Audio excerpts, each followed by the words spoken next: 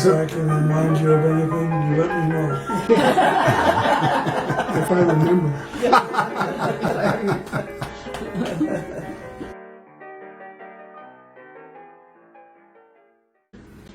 I was born on June 7th, 1928 in Concord, and I was born in a house, not in the old hospital. Oh, I was down on Willow Pass, the house was, not where we lived later, but it was down by where the firehouse was. Remember, before it was moved? oh, right. And then on the west side, there was an old two-story house. We lived there for a while before we moved up the street to across from the plaza. Okay, very good. Tell us about your parents, where they came from, and how they happened to come to the Concord area. Yeah, well, my dad was, of course, born in San Francisco, and he lived there as a small boy. He told us about sitting up on the hill and watching the city burn during the big earthquake fire. And my mother was born up in Sonoma in a little town called El Verano on a farm. And she lived there, went to high school in Sonoma. And then she moved on into Oakland when she was a young adult. And somehow, and I'm not clear on this, she met my dad. I think going to church, the same church. And they got married, I believe, in Oakland. And then Dad went off to the service. He fought in World War I. Wow. He was in the Coast Artillery in California, and they got called up in 1917, and he was went to Europe and fought in the World War I, and came home. Before that, then my mother and father had two little girls before Dad left, and the oldest one, who was the 15th, McKinnon, Margaret, died when she was 6 years old. That was when they had moved to Concord.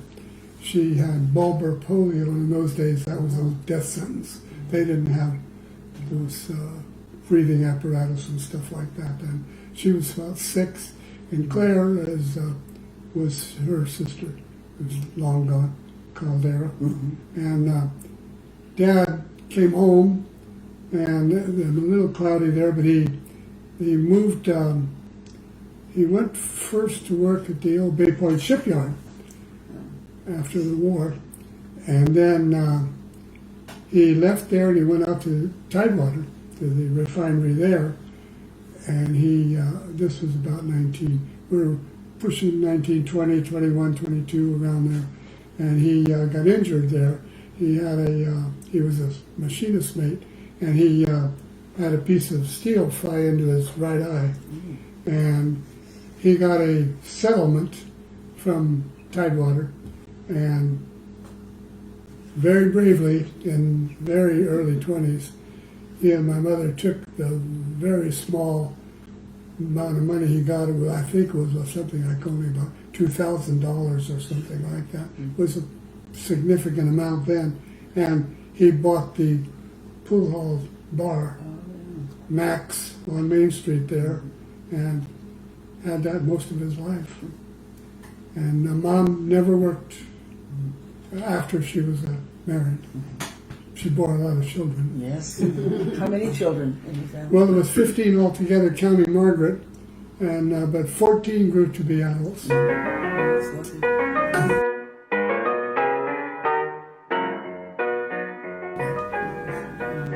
Dad, can you talk a little bit about where you guys lived before you moved to the big house? And you lived above the Vargas. Yeah, well, I told you about the place where I was told I was born, down by where the old firehouse was. But of course, the firehouse has since been moved. And then we moved down the street on Willow Pass, on the corner of Willow Pass and Grant Street on the southwest corner. And we lived in a house there that was rather well known. We had the upstairs and half of the downstairs, and the DeMartinis had the other half downstairs. Jenny DeMartini had a little cafe where she made raviolis and stuff, and of course there was Al and Fad, and anyway, we lived in that house, and it had a reputation for supposedly, and Jill had looked into this, it goes back to the gold rush days, and supposedly the rumor was that even Joaquin Murrieta used to come in. There was an old saloon called the Bucket of Blood, Oh, I've heard that. and Joaquin Murrieta supposedly showed up there, the famous Mexican bandit. And we lived there until 1934, and we moved down to East Street to the big house where we stayed for many, many years. And the house is still on the corner down there we moved it 2 blocks up to by the post office there on East Street. Dad, you told me a story about how you used to stand and watch the blacksmith across the street. Yes, and Tell them you about know, that. if we go to where we were on the southwest corner in the house we lived in there, and over here was the firehouse, and the plaza was here, and catty corner over here was Smith and Bott's Oh, I remember that. livery stable and blacksmith shop. And as kids, we used to go over there and hang out there a little bit and play when they would let us. We probably got in the way, but it was a fascinating place because they were still shoeing horses. And watching the old forge and all of that stuff was fun. And of course, we had not only had that, but we had the plaza, which was great fun. And it had all the playground equipment in there in those days. You left out the part where when we moved over to East Street, you locked yourself in the kitchen cabinet. Yes. We went to see, we did, we went to see the house, and we all were roaming all over the house because it was so fascinating. We were going to have this great big house, and I decided to go exploring. I was just about 6, and I opened up a cabinet underneath the sink and went in and closed it after me, and then I couldn't open it for years. So I think I was in there crying and kicking, and somebody found me. You cried loud enough to get them out of it. To their great sorrow, I got out.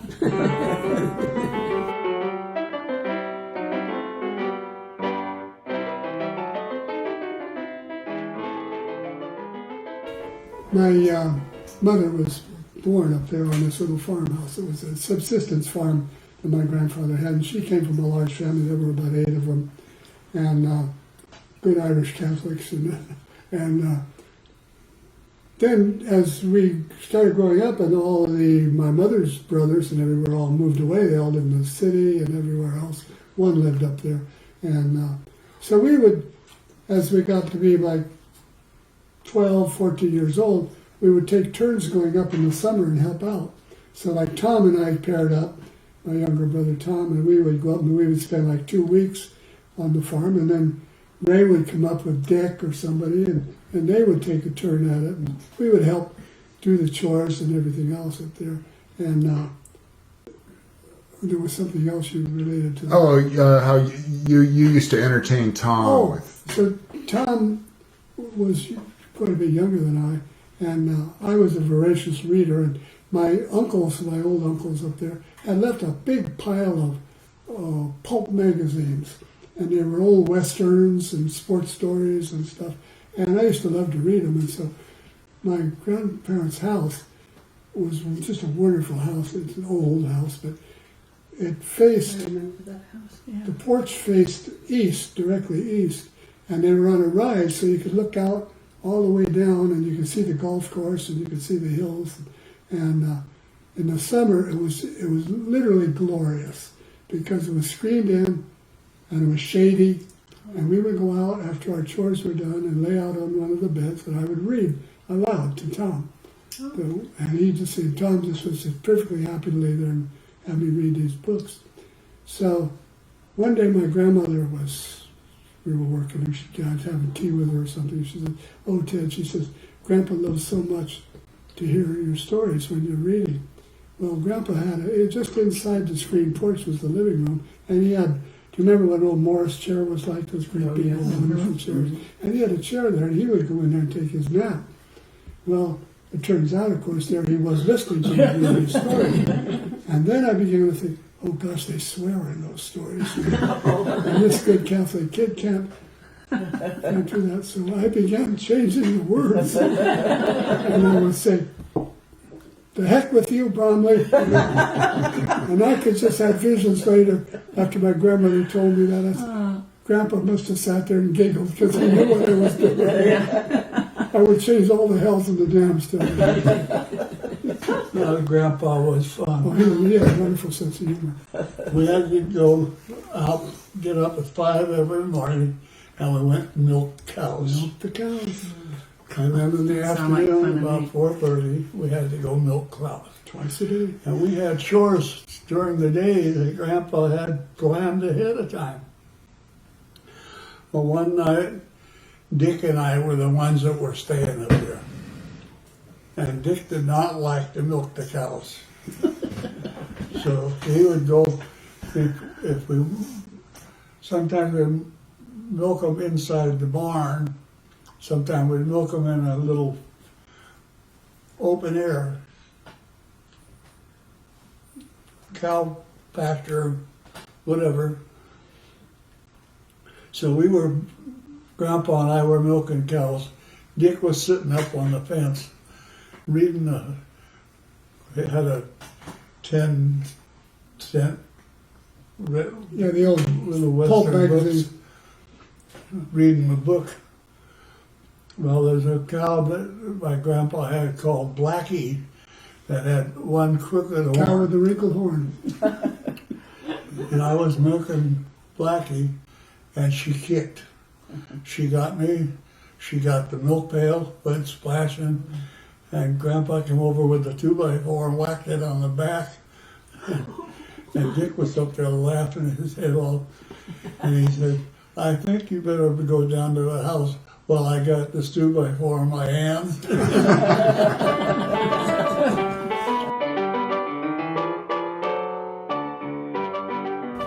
Did you have a favorite teacher, Ted? Yeah, I did. I think, well, of course, my coaches. Pete Kramer was just a god to me. He was just, I really loved the man. And I was the pallbearer at his funeral, as a matter of fact. And he just was so great to me and to all of the boys. And in the classroom, it was hard to pick one. I didn't have Ruth. I had Ergard for Spanish instead of Ruth. But I had a freshman teacher. And John, they were just talking about this the other day because she had this wonderful teacher in Port Chicago. And her name was Bartlett. And she would dramatize things. And I still remember her clearly doing this thing. She would do Cyrano de Bergerac, and she would do him in his death scene, where he's tied to the tree, and at the end of the refrain, strike home. I still see her up there doing that, so that's a pretty heavy thing to remember all these years. And we had one, and Alma Couchman, wonderful woman. She, one little thing about Alma, she taught mostly composition, but I registered for my junior year, and I had Alma as my English teacher. My brother Jim said, "Has she told you the Ernest joke yet?" Of course, Jim had been out of their years, and I said, "No." He said, "Oh, wait, she will." So, sometime in the future, the Ernest joke came out. The joke was, 2 worms were digging in earnest. Poor Ernest. So, the memories, yeah, they're still there. Wonderful people. I left high school, though. No, I used to tell the kids when I was teaching there, I said, "You guys might not believe this, but I spent 4 years here, and I loved it."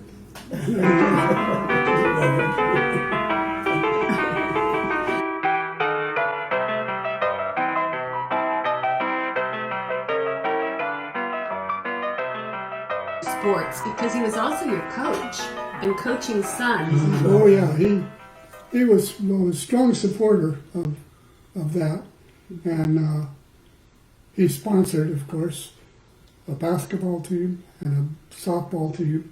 The basketball team was 7 McKinnon brothers. The 2 younger ones weren't on it. That was all that was on that team, and we played exhibitions. We went to Winters to our cousins up there and played a little exhibition against the town team there. We played a couple down here against the old Concord Athletic Club. And then Dad sponsored the softball team, and all 9 of the boys were on that. Plus my brother-in-law Johnny Caldera and a couple of others to pick up so we could fill in the holes, But he was a strong supporter of that, and and he didn't want me to go out for football when I was in high school. My freshman year, we had to get permission. But he said, the reason I don't want you to go out for football is, he says, because I got hurt one time. I hurt my arm, and it never worked quite the same after that. But he said, I won't stop you. So I was allowed to do it. Ray was too. I have to remember one time we went to Sacramento to play a basketball. My mother used to be in charge of the March of Dimes. Yeah. And so she'd have a game scheduled with some team where it was for the benefit of the March of Dimes. Yeah. And one time we went to Sacramento, and we were up warming up before the game, and the referee came over, and he said, well, I didn't want to take this assignment. 7 brothers. I said, 9, but 7's okay. And one thing I would like to know, what's your problem? He said, I don't have a problem, but I thought I was going to have. I didn't think you guys knew enough to play, but you were all very good. It was a good team. And a real heavy compliment. Yeah. You get a compliment from the referee, you're doing pretty good.